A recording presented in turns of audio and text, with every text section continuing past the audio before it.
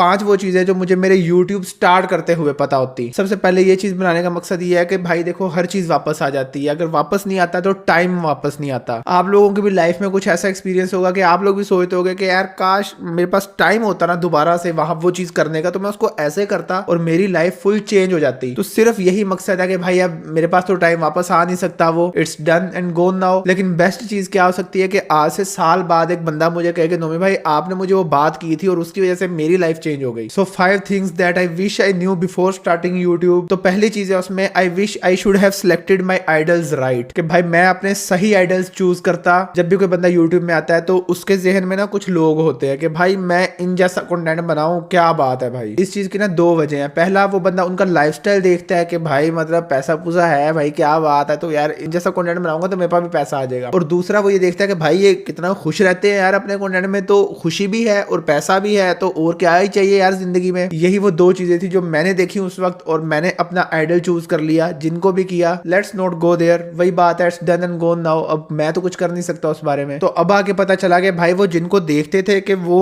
मतलब बड़े खुश रह रहे हैं, वो तो खुश है ही नहीं। उनसे तो मिलके पता चला कि भाई ये लोग तो बैठे बैठे जोन आउट हो जाते हैं, ये लोग तो फुल डिप्रेस्ड हैं और कैमरे पे खुश होते हैं। कैमरे पे आके फुल ये भाई जरा खुशी बहुत है। और उसकी वजह ऑब्वियसली भाई यही है कि खुश रहेंगे तो चलेगा ना सब कुछ। पैसा अपनी वीडियोस में दिखाएंगे, जो लोगों के पास नहीं है वो चीज हम दिखाएंगे तो चलेगा ना सब कुछ। तो दोनों चीजों की वजह यही थी, लेकिन उस वक्त नहीं पता थी। तो उससे क्या हुआ कि गलत आइडल चूज कर लिए, उनकी डायरेक्शन में मेहनत करते रहे। और कसम से भाई झूठ नहीं बोल रहा, मेरे 10,000 सब्सक्राइबर्स जब हुए थे, आप लोग जो उस वक्त से देख रहे हो आपको याद होगा कि मैंने केक काटा था। लेकिन भाई आई वॉज हेल डिप्रेस्ड उस वक्त, मैं बहुत डिप्रेस था, क्योंकि मैंने कहा यार 10,000 सब्सक्राइबर्स कर लिए यार, पैसा आना शुरू नहीं हुआ उस तरह। मतलब थोड़ा सा तो ऐसे वो क्या कहते हैं समंदर में से कतरा तो निकल आए भाई, वो भी नहीं निकल रहा यार। तो ये बड़ी रियलिटी हिट हुई। अब होता ही है कि उस टाइम तक आते आते ना आप अपना बहुत कुछ लगा चुके होते हो और इतना हौसला भी नहीं होता कि बंदा वो वाला कंटेंट छोड़ के कुछ और कंटेंट शुरू कर सके। और कुछ और कंटेंट भी क्या करना उसके बारे में भी तो नहीं ना पता। इस चीज का सोल्यूशन अभी आगे आएगा पॉइंट नंबर 5 में। लेकिन फिलहाल यही है कि मुझे थोड़ा सा और सोच लेना चाहिए था और शायद मैं कुछ अच्छा शुरू कर देता और आज मैं कहीं और होता। खैर चलो कोई बात नहीं, बड़े कोडेड वर्ड्स में मैंने बात की है, लेकिन जिनको समझ आनी चाहिए उनको आ गई होगी। दूसरी मेरी जो बिगेस्ट मिस्टेक मैंने की और विश ये है कि मैं वो मिस्टेक ना करूं, वो है कि I left everything for YouTube. अगर आपको नहीं पता तो 2016 से मैं फ्रीलांसिंग कर रहा था, 2016 से मैं फाइवर पे काम कर रहा था। भाई उसमें फाइवर इतना इजी होता था ना, लिटरली भाई रात को गिग लगाओ सुबह ऑर्डर। खैर तो भाई मेरी आईडी लेवल 2 की थी, कोई 500-600 रिव्यूज थे उस पे। 2019 की बात कर रहा हूं मैं, मैंने जब यूट्यूब स्टार्ट किया था। तो अब देखो पता क्या होता है, जब पैसा आप काफी टाइम तक देख लो ना, तो मतलब ये अल्लाह की तरफ से है कि आपको कदर नहीं रहती, आप उस नेमत को फॉर ग्रांटेड लेने लग जाते हो। मैं भाई उस वक्त सारे लेटेस्ट फोन रखता था, हर चीज टॉप नॉच होती थी। तो फिर मैंने कहा यार $200-300-400 की अर्निंग है पर मंथ, मैं तो वैसे भी अब मिलियनेयर बनने वाला हूं। मैंने भाई फाइवर आईडी ही छोड़ दी, लोगों को रिस्पॉन्ड करना छोड़ दिया। वो जो होता है ना फॉर ग्रांटेड लेने लग जाते हो आप, क्योंकि मैंने तो मिलियनेयर बन जाना था। मैंने जिनको देख के शुरू किया वो तो भाई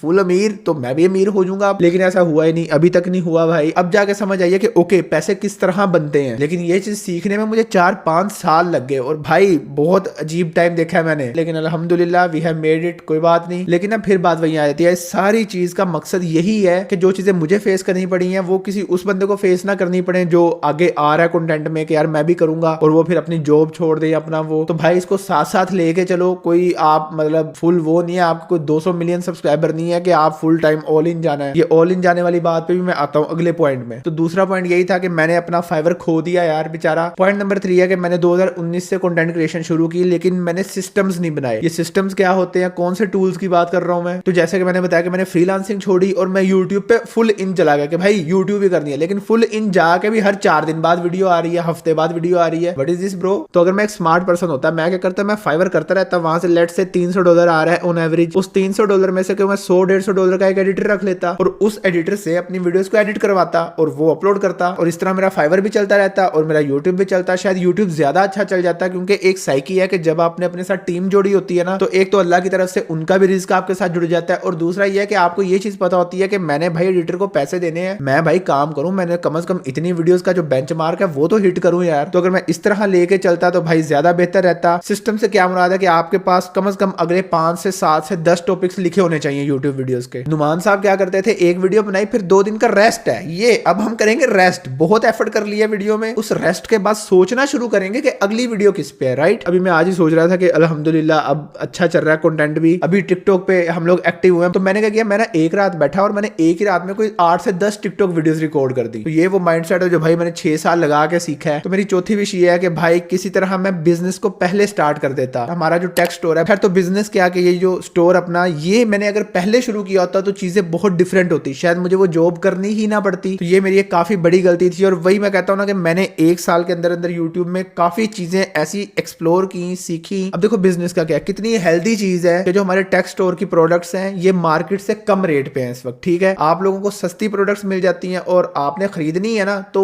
सस्ते में हमसे खरीद लो। तो इसका क्या क्या विन विन हो रहा है, आपको भी सस्ती प्रोडक्ट्स मिल रही हैं और हमारी भी सेल्स हो रही हैं। तो ये कितनी पॉजिटिव चीज है। और मैं अपनी यूट्यूब वीडियो में कह देता होता हूँ कि भाई ये सेल लग गई, जैसे आप भी मैंने बताया। तो अच्छा है ना कि रेगुलर कंटेंट भी बन रहा है, आपको कंटेंट भी ज्यादा देखने को मिल रहा है, आपको आपकी वैल्यू मिल रही है और हमारा स्टोर भी चल रहा है। तो यही चीज है कि भाई अगर मैंने ये चीज पहले शुरू कर ली होती तो और ज्यादा अच्छा होता। अब हम आते हैं 5वें पॉइंट पे। उसके बाद एक बोनस पॉइंट है मेरे पास एंड पे, लेकिन 5वां पॉइंट है कि भाई मैंने नेटवर्किंग नहीं की। नेटवर्किंग का क्या है कि भाई लेट से जब मैं 1000 सब्सक्राइबर पे था तो मुझे क्या करना चाहिए था कि मैं किसी 10,000 12-15,000 सब्सक्राइबर वाले बंदे को मैसेज करता कि भाई आपके सिर्फ 10 मिनट चाहिए मुझे, मैं आपसे डिस्कशन करना चाहता हूँ, कॉल पे मिलके हो जाए तो ज्यादा बेहतर है। तो उसके लिए मुझे जो भी करना पड़ता मैं कर देता। लेकिन उस 10,000 सब्सक्राइबर वाले बंदे से मिलके मुझे ये पता चल जाता कि यार 1000 सब्सक्राइबर पे मैं ये कमा रहा हूँ, 10,000 पे जाके मैं इतना कमाऊंगा। वो बंदा मुझे कुछ तो मतलब रियलिटी दिखाता ना, कुछ तो चीज दिखाता। तो फिर क्या होता, फिर मैं जब 10,000 सब्सक्राइबर पे पहुंचा और मैंने अभी बताया कि मैं डिप्रेस था, तो मैं वो डिप्रेस ना होता, क्योंकि मुझे पहले से पता होना था कि भाई 10,000 सब्सक्राइबर पे जाके ये होगा। तो बंदा उस चीज के लिए प्रिपेयर रहे। और इसी तरह ही नहीं, आप मतलब और बड़े क्रिएटर से बात करो, मतलब ये तो